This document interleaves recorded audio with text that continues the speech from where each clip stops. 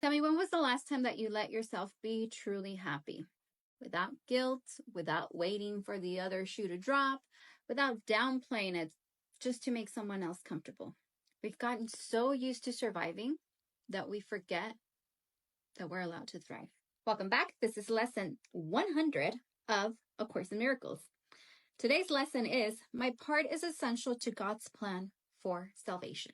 And as always, if the word God does not resonate with you, you are free to change it to whatever it is you want to call it: universe, source, spirit, a higher power, light, whatever it might be. You are allowed to change that.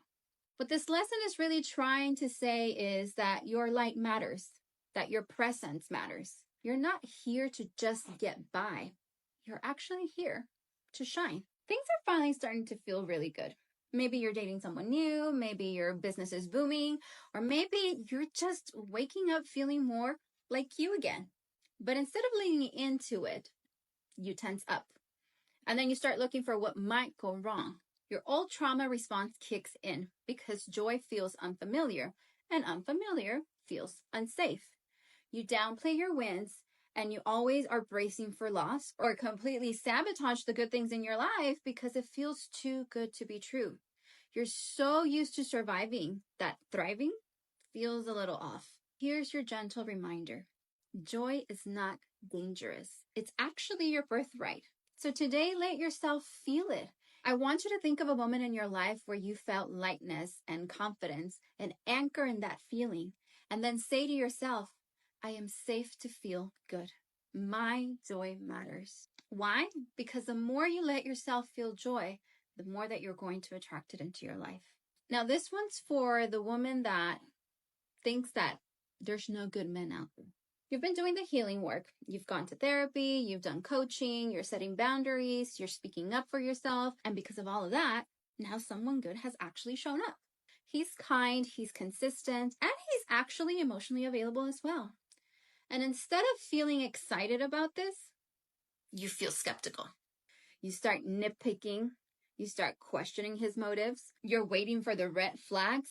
And even though deep down you want to feel safe and loved with him, you're struggling to receive it because it feels unfamiliar. Your nervous system is so used to chaos that this type of consistency makes you scared. So here's your gentle reminder. Healthy love doesn't always feel like fireworks. Sometimes it feels just like peace. And peace is allowed to feel good. Just remind yourself today that it's safe for you to receive goodness because your joy does matter. Now, it seems like everyone around you is moving forward. They're getting married, they're starting families, they're launching businesses, and you're doing the inner work, but you can't help but feel like you're running behind. And now you're starting to doubt your path. You're starting to question if all the self-love work is even working for you. And now you're wondering maybe you should just settle and say yes to something that doesn't really light you up just so that you feel like you're on track. But let me remind you of something. Your timeline is sacred and your joy isn't on a deadline. Today, instead of focusing on where you're not, I want you to focus on what actually feels good. Where do you feel most alive, most connected, most like yourself? Follow that. That's your part. That's your light. And that is your plan. So today, choose joy on purpose.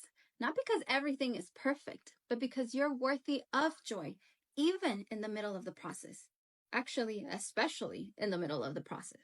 If you've been afraid to fully feel joy or unsure how to let yourself thrive, let's talk. Tap the link in my bio for a free coaching call because you deserve to feel good again. And remember to always choose you, love you, and pick you. Until the next one, I am sending you all lots and lots of love and light.